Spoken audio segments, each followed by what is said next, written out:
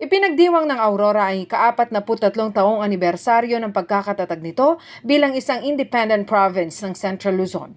Isinabay ito sa pagdiriwang ng 134th araw ng kapanganakan ni Aurora Aragon Quezon kung kanino ipinangalan ang lalawigan. Ang selebrasyon ay may temang ganito sa Aurora ngayon, patuloy na matatag sa gitna ng mga hamon. Sa nakalipas na taon, higit umanong makahulugan ang okasyong ito dahil sa unang pagkakataon ay mga frontliner sa panahon ng pandemya ang binigyang pagkilala ng pamahalaang panlalawigan. Hindi matatawaran ang kanilang sakripisyo sa tuwing tutugon sila sa tawag ng tungkulin sapagkat sila mismo at maging ang kanilang pamilya ay maaaring dapuan ng virus.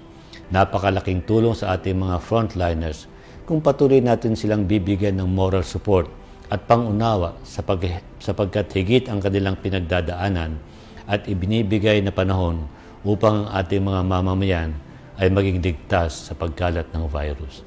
Kasama sa mga naparangalan ay si Dolores de los Santos na isang nurse na nakatalaga sa mga COVID patient. Dahil iniisip din naman po namin yung kaligtasan ng aming pamilya kahit sobrang miss na po namin yung pamilya namin, mas pinipili po namin hindi sila makita para hindi po namin sila mahawaan ng sakit kung ano man po yung ma-acquire namin dito sa ospital. Binigyang pagkilala rin ang mga nakapronta sa checkpoints katulad ng Kapulisan, Military at Bureau of Fire Protection. Sakripisyo po talaga kasi po malayo po sa pamilya, tapos yung puyat po.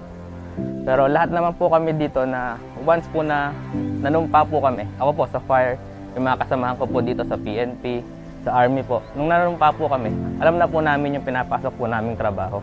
Yung risk po na kahit gaano pa po yan kadelikado para po sa bayan, talaga pong handa naman po kaming harapin. Nagbigay din ng posthumous award sa mga frontliner na nasawi dahil sa pagtupad sa kanilang tungkulin sa panahon ng pandemya. Kagaya ni Dr. Vladimir Enriquez, ang Chief of Hospital ng Aurora Medical Center. Hindi naman napigilan ng kanyang maibahay na si Dr. Jenicel Enriquez ang maging emosyonal sa pagtuturing sa kanyang yumahong asawa bilang bayani ng pandemya. Congratulations, we are almost through with the pandemic. Although may mga nawala sa atin, makakatapos na rin tayo. At naiintindihan ko na medyo mahirap para sa iba, pero kailangan pa rin may mga taong dapat gumawa ng trabaho nila.